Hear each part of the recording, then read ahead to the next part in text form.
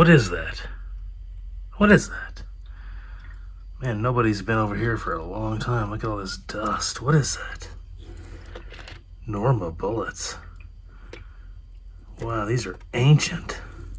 These things... What's with all the smoke? Alright, let me see if I can get this out of here so we can look at it and get a better idea of what is happening here. Alright. So I can crack this open. Whoa. What in earth? Is this like a coffin for some kind of old ammunition? Is this the ghost of bullets from the past? Wow. No, just old bullets. Happy Halloween, guys. Alright, I've got some Norma bullets here. Now, best I can tell, these are from like 1959. Or the late 50s, early 60s at latest, but probably late 50s. The guy who bought them remembers buying them, gave them to me. Now, here's the old price tag. $5. Actually, $3.93. $3.93. Believe was a special sale on them. Now, just in case you're wondering, these are 30 caliber, 130 grain, soft point, semi-pointed boat tills. That's the bullet. Back. Same thing over here. On the back, what's it say? Norma bullets for over 60 years. Produced match and hunting centerfire ammunition and components for Scandinavian and other European shooters. Of course, this is around the time where they started to come out in America, late 50s. Made by Norma from Sweden. Okay, let's open these things up here. Oh yeah. Here is some little place you can put your hand loading notes on it. Pretty cool. Piece of cardboard to cover the bullets. And here is one of the bullets. Now if you notice, they have a steel color. And if I understand these right, let me try to get these to focus. Now, I believe if I understand this correctly, it is a steel jacket. Steel jacketed bullet. Obviously, it is what it said. Semi-pointed, has a boat tail, and it's a soft point. It's for deer hunting. I'm going to get some alcohol and cotton balls and wipe these down because they've been sitting for, 70 years, and see if I can kind of shine them up a bit. Be right back. I wouldn't say a drastic improvement, but hey, they have been kind of wiped down. I'm going to do some loading research because I can't find anything about these bullets. And I want to be safe, of course. So I'm going to do some research and see if I can figure out how to shoot these. All right, you're probably not going to see much difference, but I wiped every bullet down with cotton balls and kind of like an alcohol substance to just kind of wipe them down, clean them up good, just to get any particulates off of them that's been sitting around for the past 70 years. So they're clean and ready to go. All right, so I'm going to show you something kind of funny. I'm just simply measuring from base to ogive and jamming the bullet in the lands, pulling it back out, seeing what the distance is. First time I got 2.293, this time I got 2.294. This is kind of funny, I've never ran into this before. Let me show you something. Unlock this. Sorry, let me unlock this. Pull this out. Yeah, that bullet is not in there. That bullet is not in there. Like, push it in there. It's not even to where it's not even past the boat tail. So it's like this basically. Let's see. It's basically like that, and the boat tail is not even all the way in. Therefore, that ain't gonna work. So I'm gonna back it off by 20 thousandths on here and see if that's close. Okay, there's 20 thousandths off the lands. Maybe back up just a hair. But you can tell the boat tail basically is still right there at the rim, so we're gonna have to back off by quite a bit. Okay, there's 50 thousandths off the lands. That technically I think would barely sit there and not fall out, but it still isn't enough. I'm going to go back even further. Okay, there's about 100 thousandths off jam. We're going to go with that. That should give us plenty of room for powder, but the bullet's actually going to stay in the neck. So 100 thousandths off the lands. All right, got my measurement, 100 thousandths off the lands. Got the bullets. I'm going to try W748, H380 in Varget. And I'm going to go by this manual here. I'm going to try to figure out a load to start with. Once again, there is no real information on that specific bullet out there that I can find. So I'm going to go with a very similar charge, all three, either low end of the spectrum or middle weight, but definitely not anywhere close to what I perceive as max. And let's see what happens. All right, in this Lyman reloading manual here, got 308 Winchester, 130 grain jacketed soft points. Now, right here you've got 748. 44 is the starting load, 50.6 is max. So let's say like 46, actually about 47 is middle way. Varget starting is 46 and max is 50, so 48 middle way. H380 starts at 48, goes to 54, so more like 51 is midway. So I'm thinking about just doing kind of a mid-load on all three, just a 3-shot group of each.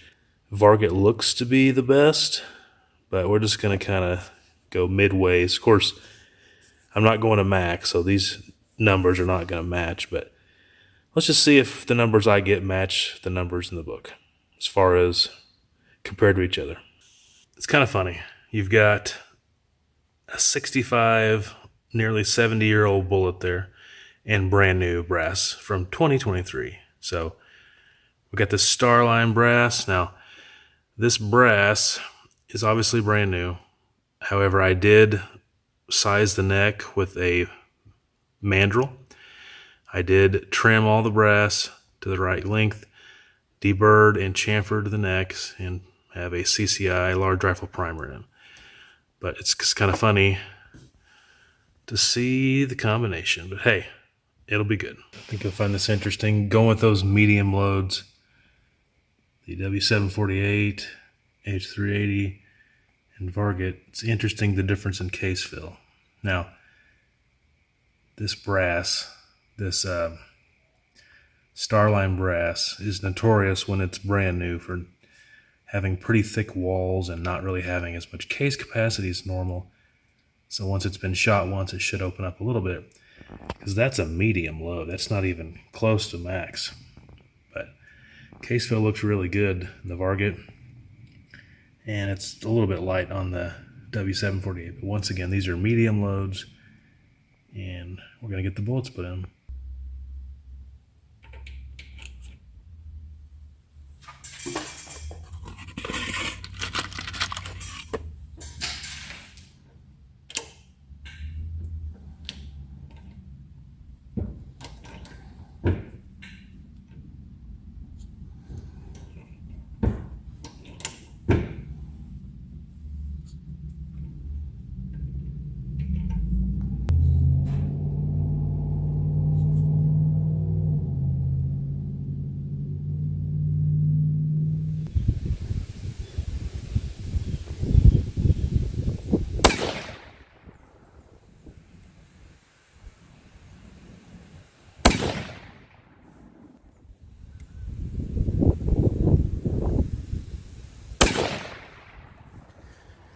All right, shot the first group. This was the W748 powder.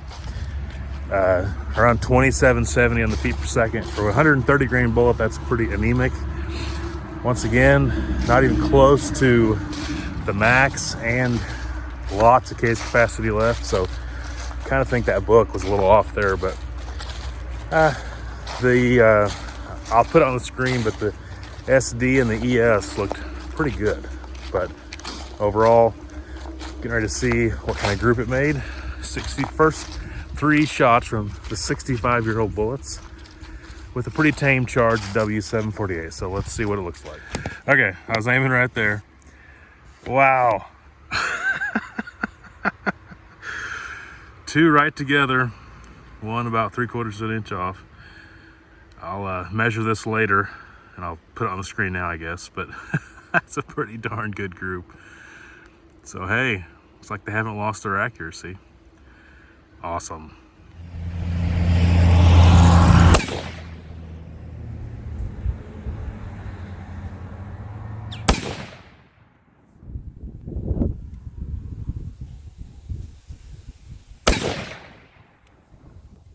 All right, I'm headed down toward the target. Just shot the 3 that had the H380 in there.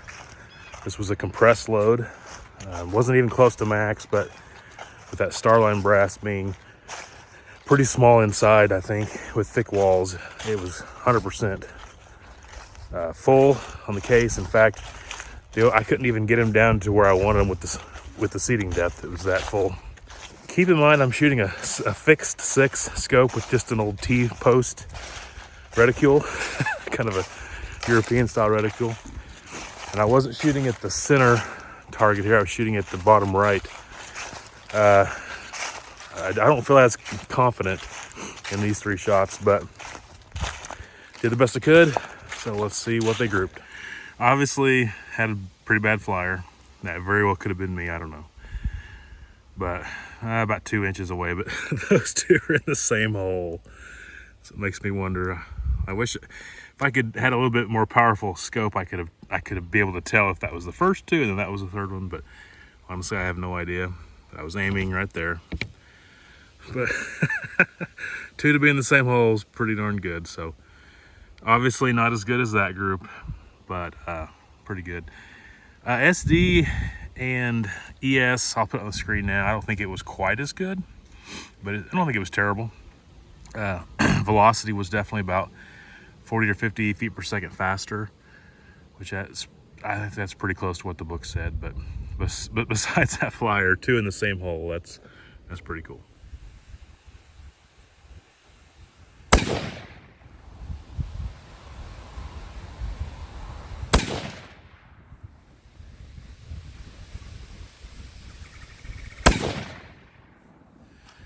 All right, just shot the 3-shot group of the Varget load. I will say it had the best velocity, which based on what the book said, that's what was gonna happen. It was over 2,900. SD and ES looked pretty good. Probably not as good as the W748, I don't think, but pretty close. But it had the best velocity. And I can just tell you that even though it was similar to the H380, even though I can reload these cases and have more case capacity, I can't even get close to the max with the H380. It just doesn't have enough room inside. But I had room left for probably 3 more grains of Varget. So unless I get down here and this group is just terrible, probably like Varget the best. Of course, it's an extruded powder versus the other 2, which are ball powders. But anyway, gonna get down here and see what the group looks like. Look at that. Same right there. Probably an inch group. Minute of angle group with a T-post fixed 6 scope. 65-year-old bullets. 2,900 feet per second without even trying to get close to the max. I think I found a winner. Technically that was a better group, and it definitely had, I think, a little bit better SD and ES. Take out that one, that was just a 1-hole shot. But anyway, I think combining velocity and group, I think that's the winner there, I think. Comment below on what you think. Pretty impressive. Not my shooting, I'm just saying I'm pretty impressed with these 65-year-old bullets. If you want me to make a part 2 to this where I do some more loading and maybe shoot it into water jugs or something and see what expansion that steel jacketed bullet has, I'll definitely do it. But this was just fun to do. This was a really fun video, just to play around with these ancient bullets and to see that they still shoot really good. after all this time. So hopefully you've enjoyed this video. If you have, please give it a thumbs up. Subscribe if you haven't already subscribed. More videos like this coming out. Like I said before, leave comments, whatever you think about this video, your opinions, your thoughts, and if you want to see more.